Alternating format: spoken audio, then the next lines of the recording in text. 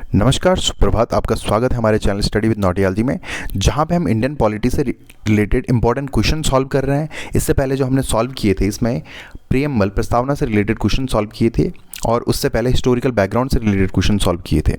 अब जैसा कि मैंने आपको बताया था कि भारतीय संविधान में टोटल मिलाकर 22 पार्ट्स हैं। अगर बात की जाए तो इंडियन कॉन्स्टिट्यूशन में टोटल मिलाकर 22 पार्ट्स हैं, और इन्हीं पार्ट्स में से जो हम एक एक करके सारे जो हमारे आर्टिकल हैं सबको लेते चलेंगे, सॉल्व करते चलेंगे, उनसे रिलेटेड क्वेश्चन सॉल्व करेंगे और सभी पार्टों को धीरे धीरे सॉल्व करते जाएंगे। तो इसी में हम बात करते हैं पहले पार्ट के बारे में, जो संघ और इसका क्षेत्र है, यूनियन एंड इट्स टेरिटरी। ये यूनियन की बात जो यहाँ पे की है वो इंडिया के कॉन्टेक्स्ट में की है, भारत के बारे में बात की गई है। तो आप देख सकते हैं पीछे इंडिया का मैप भी है, इंडिया का मैप भी। तो इन्हीं से रिलेटेड क्वेश्चन यहाँ पे है। तो 30 इंपॉर्टेंट क्वेश्चन हम इस वाले सेक्शन में हम पढ़ेंगे, और ये सारे क्वेश्चन रेलेवेंट हैं ऑल कॉम्पिटिटिव एग्जाम से। आप कोई सा भी एग्जाम दे रहे हो, चाहे यूके SSC से रिलेटेड हो, यूके PSC से रिलेटेड हो, उत्तराखंड का स्टेट का हो, या वो अदर फर्दर स्टेट का हो, ये जो है GS के सेक्शन में आता है और यहाँ से रिलेटेड काफ़ी इंपॉर्टेंट क्वेश्चन हर वाले पार्ट में पूछे जाते हैं। तो ये SSC हो, आपका CDS हो, NDA, सबके लिए बहुत इंपॉर्टेंट क्वेश्चन ये बनते हैं यहाँ से। तो आप हमारे चैनल को इसको शुरू करने से पहले चैनल को सब्सक्राइब कीजिए, लाइक कीजिए, शेयर कीजिए, स्टडी विद नॉटियालजी। और आप हमें टेलीग्राम पे भी ज्वाइन कर सकते हैं, हमारे इसी नाम से, स्टडी विद नॉटियालजी नाम से एक ग्रुप बना हुआ है, जहाँ पे आप ज्वाइन कर सकते हैं, जहाँ पे रिलेटेड वीडियोज़ और रिलेटेड क्वेश्चन भी डाले जाते हैं और PDF भी अवेलेबल करवाया जाता है। तो आइए शुरू करते हैं। अब बात की जाए जब इसमें, तो भाग 1 की जब बात करते हैं तो इसमें संघ और इसका राज्य क्षेत्र आता है। यहाँ पे जो पहले पार्ट में हमने थोड़ा सा, मैं आपको ब्रीफली इसमें बताऊंगा, इसमें रिलेटेड जो है कॉन्स्टिट्यूशन के बारे में बताया गया है। तो इसमें आर्टिकल है, तो पहले आर्टिकल की बात की, वो बताता है संघ और राज्य क्षेत्र। इसमें सबसे इंपॉर्टेंट बात है कि भारत एक यूनियन ऑफ स्टेट है। बात की जाए अगर इंडिया यूनियन ऑफ स्टेट है, अगर बात की जाए India is a union of state. So what do understand by the union of state? Union of state का मतलब जो होता है, इसका रियल मीनिंग होता है कि इंडिया में बहुत सारे स्टेट हैं, लेकिन इंडिया उनसे उनका यूनियन बना है, सबका एक संघ बना हुआ है, सब साथ में मिलकर इसके साथ जुड़े हुए हैं। और इसका राज्य क्षेत्र, इसकी अपनी अपनी बाउंड्रीज हैं, प्रत्येक राज्य के अपने अपने क्षेत्र हैं। तो ये बात कब हुई थी? ये बात हुई थी जब इंडिया इंडिपेंडेंट हुआ था 15 अगस्त 1947 को। उसके बाद ये अलग अलग राज्य बने थे।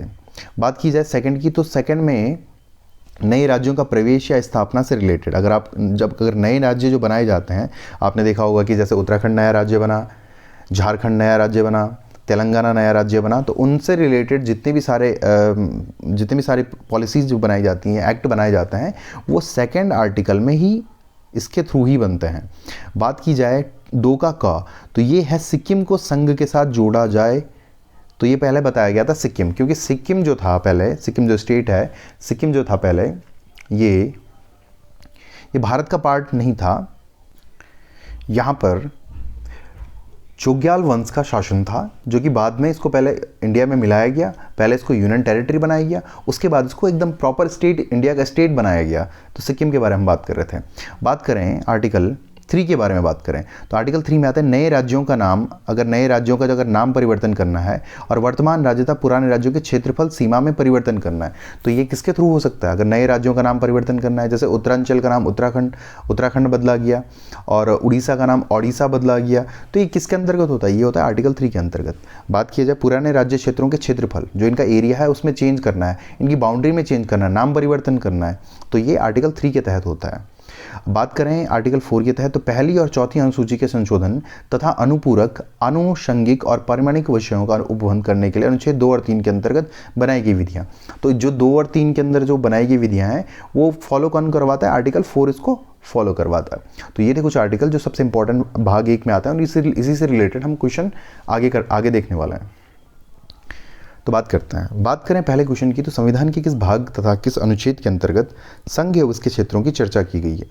तो भारत के संविधान के किस भाग में तथा किस अनुच्छेद के अंतर्गत संघ एवं उसके क्षेत्रों की चर्चा की गई है? तो बात करते हैं, तो इसका ऑप्शन है भाग 1 अनुच्छेद 1 से 4, भाग 2 अनुच्छेद 5 से 11, भाग 3 अनुच्छेद 12 से 35 और भाग 4 अनुच्छेद 36 से 51। तो जैसा कि आप इसका आंसर बता सकते हैं। तो इसका आंसर, जो सही आंसर है इसका भाग 1 से 4 में बात की गई है, संघ और इसके राज्य क्षेत्र। बात करें क्वेश्चन नंबर 2 की, भारत एक है, संघ राज्य है, राज्यों का संघ है, या प्रांतों का संघ है, या एक राज्य इकाई है? तो इसका सही आंसर होगा राज्यों का संघ, union of state. India is a union of state है, India is a union of state है, राज्यों का संघ है। बात करें क्वेश्चन नंबर 3 की, भारत के संविधान की प्रथम अनुसूची किससे रिलेटेड है? जो बात करें फर्स्ट जो अनुसूची है, जो फर्स्ट स्केड्यूल है, वो किससे रिलेटेड है? तो राज्यमंडल से है, या संघ उसके राज्य क्षेत्र से है, महासंघ से है, या इनमें से किसी से नहीं है? तो इसका जो सही आंसर है तीसरे का, भारत की प्रथम अनुसूची किससे रिलेटेड है? तो वो संघ और इसके राज्य क्षेत्र से। संघ का जहाँ बात करते हैं, संघ मतलब जो भारत के बारे में बात हो रही है, यहाँ पर इंडिया जो भारत है उसके बारे में बात हो रही है, और उसके जो राज्य क्षेत्र हैं, जो यहाँ के स्टेट हैं, उनकी जो एरिया है, बाउंड्री है, उसके बारे में बात कर रहे हैं। तो ये थे 3 क्वेश्चन। बात करें नेक्स्ट क्वेश्चन की, क्वेश्चन नंबर 4 की, अनुच्छेद के 1 के अनुसार भारतीय क्षेत्र को कितने भागों में बांटा गया है? तो अनुच्छेद 1 के अनुसार भारतीय क्षेत्र को कितने भागों में बांटा गया है? तो इसके ऑप्शन है 2 भागों में, 4 भागों में, 3 भागों में, या 5 भागों में। तो जैसा कि मैंने ये कम्युनिटी टैब में भी डाला था, तो यहाँ पे आपने काफ़ी लोगों ने जो आंसर दिए हैं वो 2 भागों में दिए हैं। तो इसका जो सही आंसर होगा, वो सही आंसर होगा इसका 3 भागों में बांटा गया है। 3 भाग कौन कौन से हैं? तो पहला पार्ट होगा वो होगा संघ, यूनियन। बात करेंगे पहला पार्ट जो होगा, पहला जो पार्ट होगा वो होगा संघ। दूसरा जो पार्ट होगा वो होगा यूनियन टेरिटरी। और तीसरा जो पार्ट होगा वो होगा अधिकृत। अब देखिए, इनमें सबसे इंपॉर्टेंट बात, थोड़ा सा मैं टाइम लूंगा इसमें जो इंपॉर्टेंट पार्ट है, किसी को भी डायरेक्ट स्टेट का दर्जा नहीं दिया जाता है। डायरेक्ट स्टेट का दर्जा नहीं दिया जाता है किसी को। सबसे पहले अगर कोई अधिकृत पार्ट है तो उसको सबसे पहले यूनियन टेरिटरी बनाया जाता है। अब अगर आप देखेंगे, यूनियन टेरिटरी वही एरिया है जो थोड़ा डिस्प्यूट रहा होगा किसी अलग अलग प्रकार से। आप देखेंगे अलग अलग प्रकार से, कि उसको मैं नेक्स्ट वीडियो में बताऊंगा। तो अलग अलग प्रकार से जो डिस्प्यूट रहा होगा, जैसे आप बात करेंगे, आप बात करते हैं चंडीगढ़ की बात करें, तो चंडीगढ़ एक ऐसा रीजन आता है जो 3 प्रकार से, ऐसे अगर बात की जाए तो इधर से अगर देखा जाए तो हिमाचल है, इधर से ऊपर से देखा जाए तो हिमाचल है, इधर से देखा जाए तो पंजाब है, और इधर से देखा जाए हरियाणा है। तो जो बीच में जो ये वाला पार्ट आता है, वो पार्ट आता है चंडीगढ़ का पार्ट। इसमें हिमाचल के लोग भी रहते हैं, हिंदी भाषी लोग भी रहते हैं, और इसमें हिमाचल के लोग भी रहते हैं। यहाँ पे पंजाबी भाषी लोग भी रहते हैं। इसीलिए थोड़ा सा भाषाई आधार पर अलग अलग है।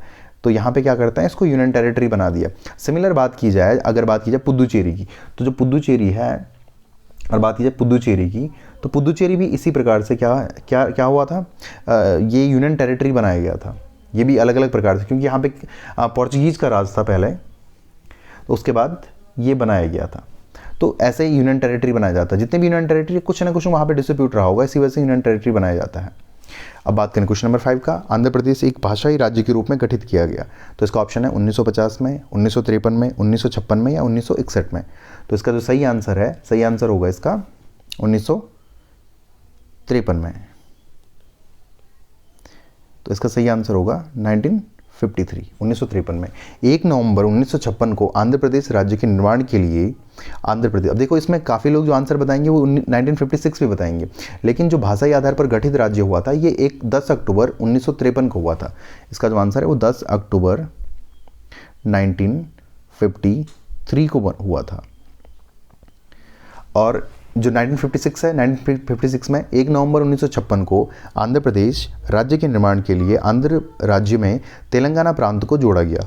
इसकी मांग के लिए पोट्टी श्री रामुलु आमरण अनशन पर बैठे थे। तो पोट्टी श्री रामुलु काफ़ी टाइम तक जो एक नेता थे, उन्होंने भाषाई आधार पर आंध्र प्रदेश के राज्य को बनाना चाहते थे। तो उन्होंने आंदोलन किया था। उस आंदोलन के आधार पर आंध्र प्रदेश को भाषाई आधार पर एक राज्य बनाया गया। बात करें नेक्स्ट क्वेश्चन की, भारतीय संघ में किसी राज्य को सम्मिलित करने का अधिकार किसे प्राप्त होता है? तो बात करें कौन ऐसा होता है, संसद को होता है, ऑप्शन ए, बी है राष्ट्रपति को, सी है प्रधानमंत्री को, या डी है, ऑप्शन डी है मुख्यमंत्री को, जो वहाँ का चीफ मिनिस्टर होगा। तो किसे ऐसा सम्मिलित करने का जो अधिकार प्राप्त होता है वो किसे होता है? तो इसका जो सही आंसर होगा वो होगा संसद को। संसद को ये अधिकार प्राप्त होता है कि भारतीय संघ में किसी भी राज्य को सम्मिलित कर सकता है।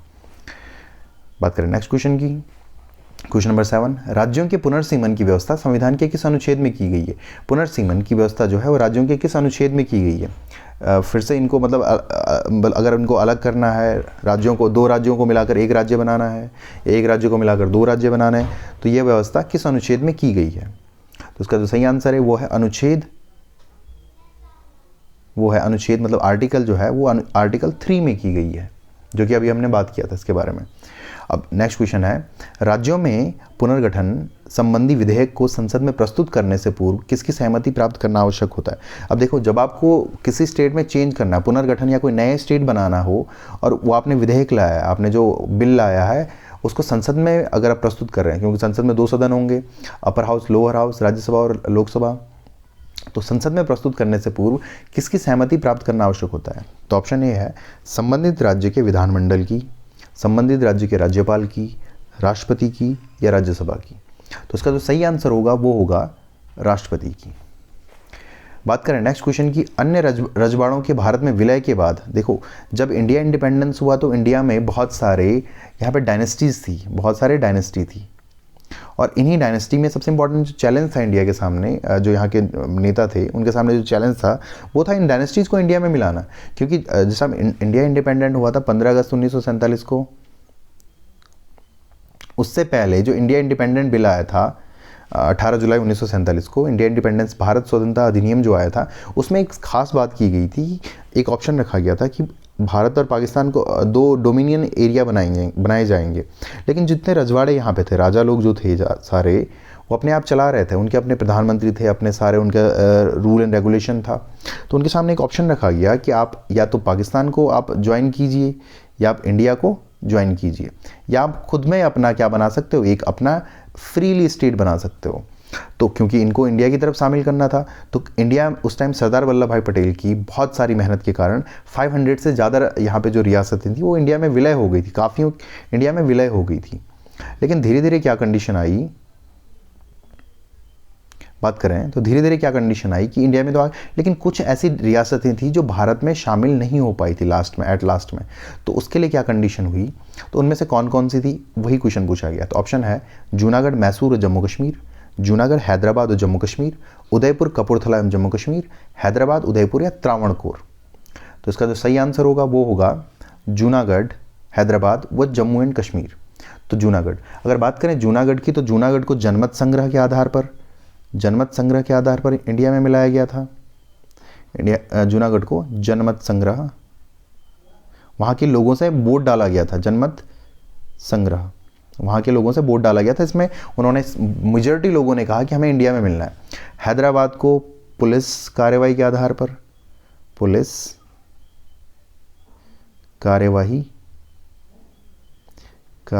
के आधार पर, और जो जम्मू कश्मीर को ये है विलय पत्र के आधार पर। ये बहुत इंपॉर्टेंट क्वेश्चन है, बहुत बार पूछे जाते हैं, विलय पत्र के आधार पर। तो यहाँ के विलय पत्र जो दिया था, ये दिया था विलय पत्र वहाँ के राजा हरि सिंह ने मिलाया था। तो जनमत संग्रह के आधार पर जूनागढ़ को जो मिलाया गया था, ये मिलाया गया था 9 नवंबर 1947 को। अब बात करें जो जनमत संग्रह पुलिस कार्रवाई के आधार पर जो हैदराबाद को मिलाया गया था, तो ये मिलाया गया था 17 सितंबर 1948 को। और जो विलय पत्र जम्मू कश्मीर को जो मिलाया गया था, ये मिलाया गया था 20 अक्टूबर 1947 को। तो ये इस टाइम में मिलाया गया था। तो ये था क्वेश्चन नंबर 9, आप स्क्रीनशॉट ले सकते हैं इसका। बात करें नेक्स्ट क्वेश्चन की, 500 से अधिक रजवाड़ों देसी सी रियासतों के भारत में विलय के कौन उत्तरदायी था। तो ऑप्शन या अभी मैंने बताया था, तो इसका डायरेक्ट ऑप्शन जो होगा, आंसर होगा वो होगा सरदार वल्लभ भाई पटेल। ऑप्शन सी इसका सही आंसर होगा। अब देखिए यहाँ पे सरदार जो बलदेव सिंह है, ये क्या थे, ये रक्षा मंत्री थे, प्रथम रक्षा मंत्री, डिफेंस मिनिस्टर। B.R. अम्बेडकर कानून मंत्री थे, और K.M. मुंशी, बहुत इंपॉर्टेंट रोल था इनका, किसमें, जो कॉन्स्टिट्यूशन बना था। बात करें नेक्स्ट क्वेश्चन की, राज्य पुनर्गठन आयोग की स्थापना कब की गई। तो इसका जो सही आंसर है, ऑप्शन है 1953, 1954, 1955, 1956 में। तो इसका जो सही आंसर होगा वो होगा 1953 में गठित। तो इसका जो सही आंसर है ये है 1953 में गठित हुआ था। जो राज्य पुनर्गठन आयोग था ये 1953 में गठित हुआ था। अब ये गठित कब हुआ था, इसमें कौन सदस्य थे, तो 3 सदस्य इसमें थे, सबसे इंपॉर्टेंट 3 सदस्य थे। वो कौन कौन से थे, पहले थे फजल अली, आपने सुना होगा फजल अली आयोग, पहले थे फजल अली। जो दूसरे थे इसमें वो थे H.N. कुंजरू, हृदयनाथ कुंजरू, कुंजरू। और जो थर्ड थे इसमें, थर्ड थे KM. Panikkar, KM. Panikkar, KM. Panikkar इसमें शामिल थे। अब इन्होंने क्या किया है, ये पुनर्गठन आयोग के बारे में बात की गई, क्योंकि राज्य भी बनाने थे यहाँ पर, काफ़ी आधार पर यहाँ पे क्या हो रही थी, मांग उठ रही थी कि अलग अलग राज्य बनाए जाए। तो इन्होंने अपनी जो रिपोर्ट पेश की, वो रिपोर्ट इन्होंने पेश की 1955 पे, अपनी रिपोर्ट पेश की और इसके आधार पर राज्य बनाए गए। तो हम नोट कर सकते हैं ना। बात करें नेक्स्ट क्वेश्चन की, राज्य पुनर्गठन आयोग के अनुसार भारत में कितने राज्यों केंद्र शासित प्रदेश थे? जब राज्य पुनर्गठन आयोग बना तो उस टाइम भारत में कितने केंद्र शासित प्रदेश और कितने राज्य थे? तो ऑप्शन है 16 राज्यों 8 केंद्र शासित प्रदेश, 28 राज्यों 7 केंद्र शासित प्रदेश, यूनियन टेरिटरी के बारे में बात कर रहे हैं, केंद्र शासित प्रदेश, 27 राज्यों 6 केंद्र शासित प्रदेश और 14 राज्यों 6 केंद्र शासित प्रदेश। तो इसका जो सही आंसर होगा वो होगा 14 राज्य। Option D is correct answer. 14 राज्य व 6 केंद्र शासित प्रदेश। बात करें नेक्स्ट क्वेश्चन की, किस ऑपरेशन के तहत हैदराबाद रियासत को भारतीय संघ में जोड़ा गया? तो अभी हमने बात किया था, हमने कहा था पुलिस जो कार्रवाई की गई थी, तो एक ऑपरेशन चलाया गया था वहाँ पर। तो इसका ऑप्शन है ऑपरेशन ब्लू स्टार, ऑपरेशन पोलो, ऑपरेशन विजय या नन ऑफ द अबव। तो इसका सही आंसर होगा ऑपरेशन पोलो। ऑप्शन बी इसका सही आंसर है। ऑपरेशन पोलो के आधार पर इसको भारतीय संघ में जोड़ा गया था, हैदराबाद को। बात करें नेक्स्ट क्वेश्चन की, संविधान संविधान संशोधन अधिनियम कब लागू किया गया था? ये काफ़ी इंपॉर्टेंट है क्योंकि लैंड से रिलेटेड ये है, संविधान संविधान संशोधन। तो ऑप्शन ए है 2015 में, option B is 2016, option C is 2017, option D is 2018। So the right answer is option A 2015 में संविधान संविधान संशोधन। उसके अंतर्गत क्या किया गया था? बांग्लादेश के साथ कुछ क्षेत्र, बांग्लादेश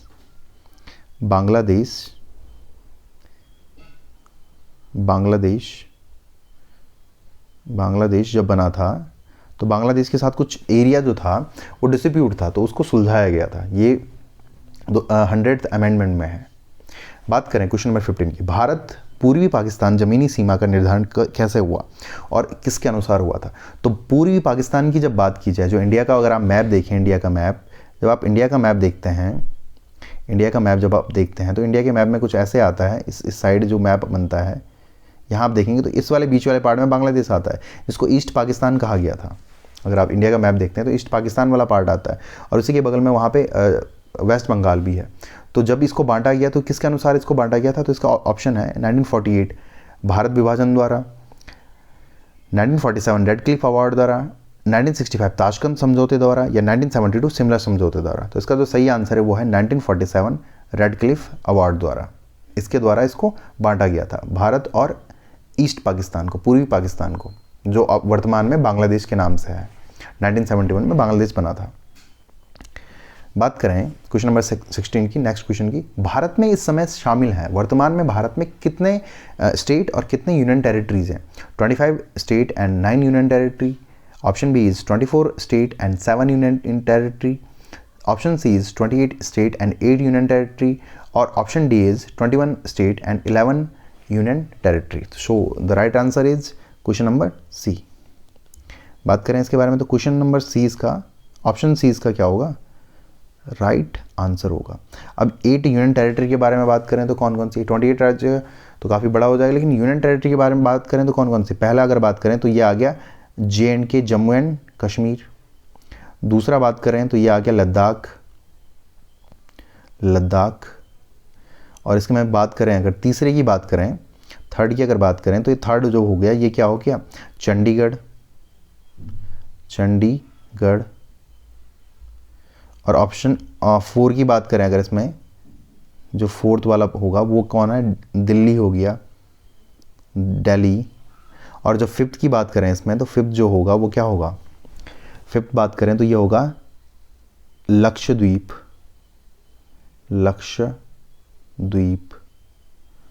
और 6 की बात करें तो ये हो गया पुद्दुचेरी।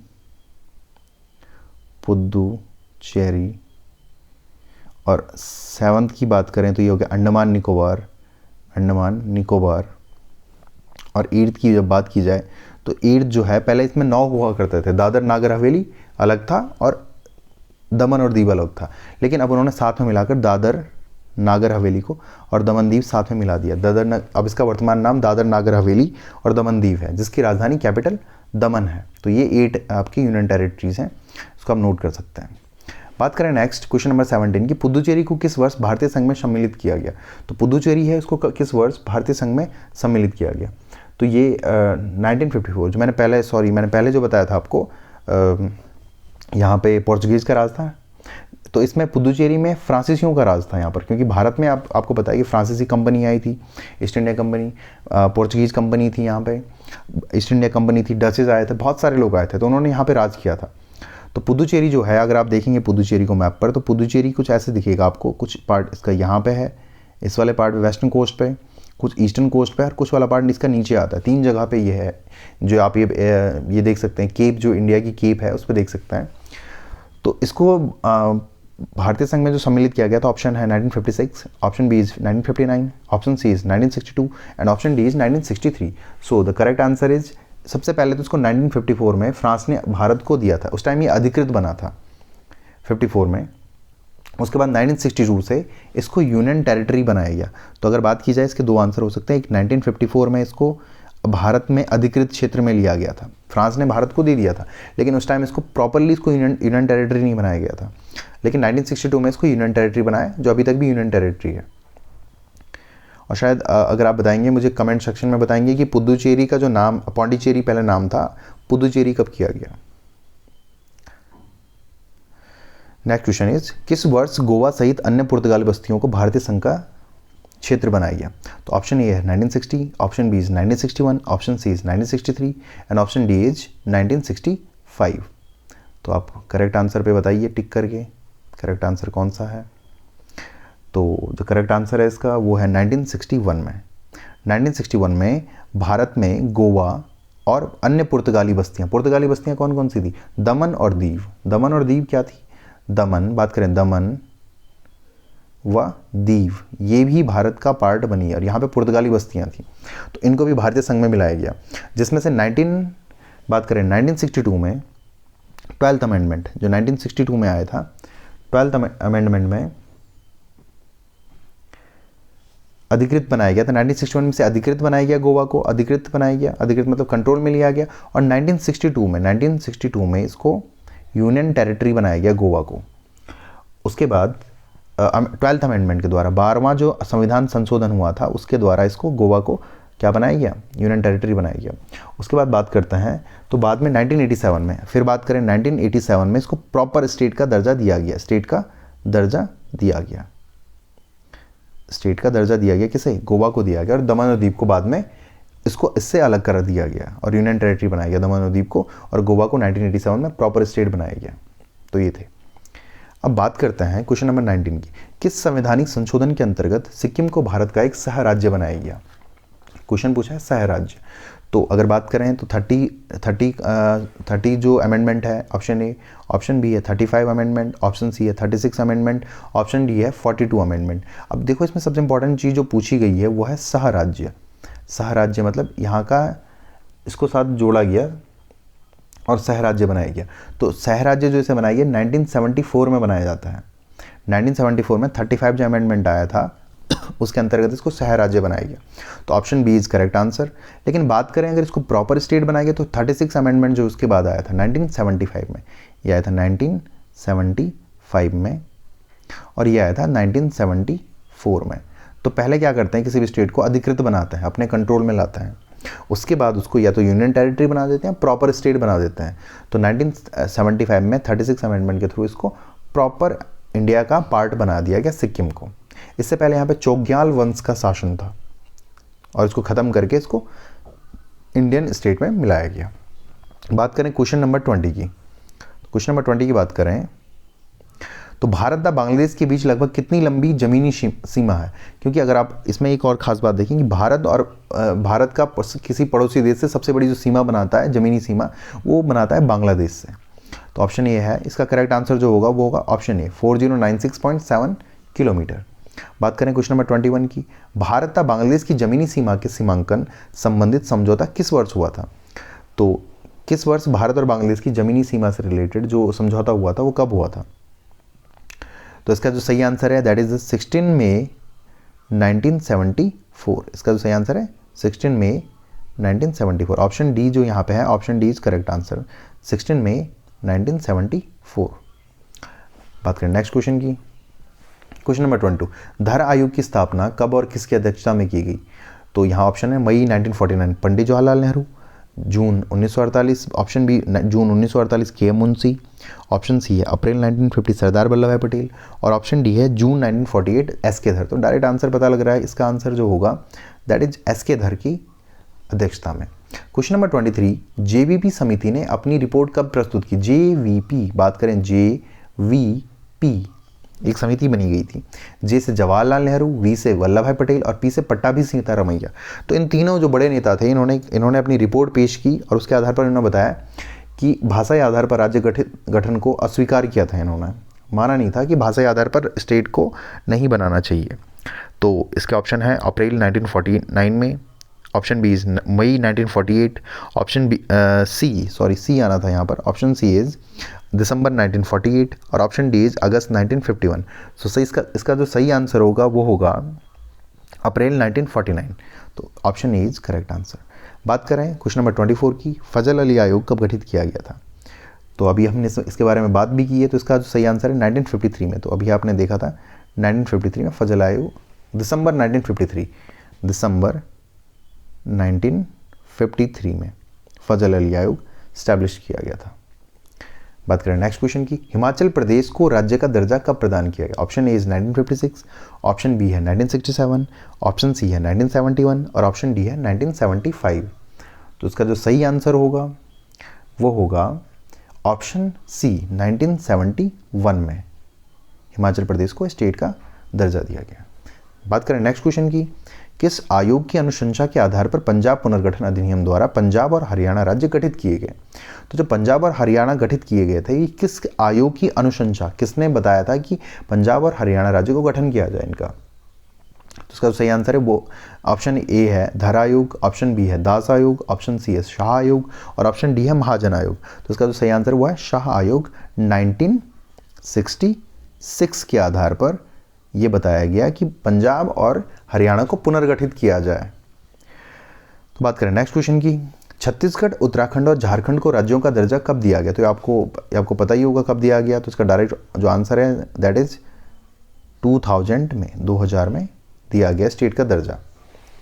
इसका जो सही आंसर है वो है 2000 में, सन 2000 में झारखंड, छत्तीसगढ़ और उत्तराखंड को स्टेट का दर्जा दिया गया, जिसमें उत्तराखंड 9 नवंबर 2000 को बना था।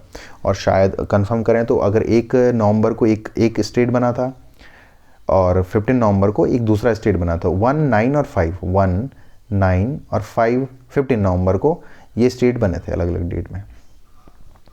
बात करें नेक्स्ट क्वेश्चन की, उत्तराखंड राज्य के सृजन के समय 11वें वित्त आयोग ने इसे निम्नांकित राज्य का दर्जा दिया था। तो जब उत्तराखंड बन रहा था तो यहाँ पे एक जो 11वां वित्त आयोग था, इसने उत्तराखंड राज्य को एक निम्नांकित राज्य का दर्जा दिया था। क्या दर्जा दिया था? ऑप्शन ए गरीब पहाड़ी राज्य, ऑप्शन बी है अविकसित राज्य, ऑप्शन सी है विशेष वर्ग का राज्य, ऑप्शन डी है उपरोक्त में से कोई नहीं। तो इसका जो सही आंसर है वो है विशेष वर्ग का राज्य। उत्तराखंड को जो एक दर्जा दिया गया वो है विशेष वर्ग का राज्य बनाया गया उत्तराखंड को। बात करें नेक्स्ट क्वेश्चन की, संविधान के प्रथम अनुच्छेद के अनुसार भारत है। तो संविधान के अनुच्छेद के अनुसार भारत क्या है, इंडिया क्या है? So India that shall be Bharat is the union of state. तो इसका जो सही आंसर है that is the union of state, राज्यों का यूनियन है, यूनियन ऑफ स्टेट है। अब बात करें क्वेश्चन नंबर 30, आखिरी क्वेश्चन इस सीरीज का, आज के टेस्ट का। तो यह है संविधान के किस अनुच्छेद के तहत जम्मू कश्मीर को विशेष राज्य का दर्जा दिया गया?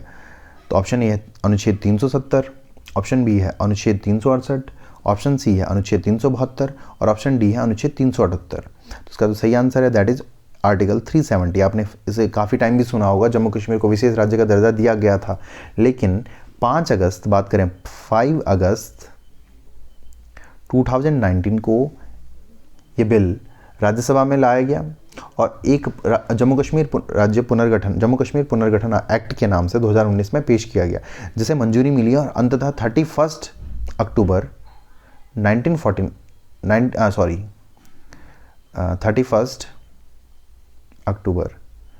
2019 में जम्मू कश्मीर को यूनियन टेरिटरी बनाया गया।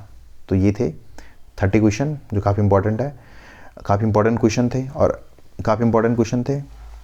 और इसमें सबसे इंपॉर्टेंट बात जो मैं आपको बताना चाहता हूँ, ये अनुच्छेद 368 ये आता है अमेंडमेंट, संशोधन का अधिकार। यहाँ संशोधन यहाँ से करते हैं इसके अंतर्गत, लेकिन इसके अंतर्गत जो ये पहले के जो 4 आर्टिकल आते हैं, इसके अंतर्गत आप इसके आधार पर आप चेंज नहीं कर सकते। अगर एक बार स्टेट इंडिया में मिल चुका है तो इंडिया में मिल चुका है, वो इंडिया का अभिन्न अंग बन चुका है। तो जो भारत का अभिन्न अंग है वो भारत का अभिन्न अंग बन चुका है, तो इससे भी आप इसको चेंज नहीं कर सकते। तो थैंक यू ये इस सेशन को देखने के लिए। आपने शुरू से लास्ट तक देखा, अगर लास्ट तक देखा है तो आप चैनल को लाइक कीजिए, शेयर कीजिए। अगर आपने लास्ट तक देखा है, आप हमारे साथ बने रहे, तो आप देखिए चैनल को लाइक कीजिए, शेयर कीजिए, सब्सक्राइब कीजिए और कमेंट करना ना भूलें। कमेंट जरूर कीजिए कि इसमें कैसी वीडियो थी, आपको कैसी लगी, ज़रूर से कमेंट कीजिए। और आप हमें टेलीग्राम पे ज़रूर फॉलो कीजिए, इंस्टाग्राम पे भी फॉलो कर सकते हैं। Okay, thank you.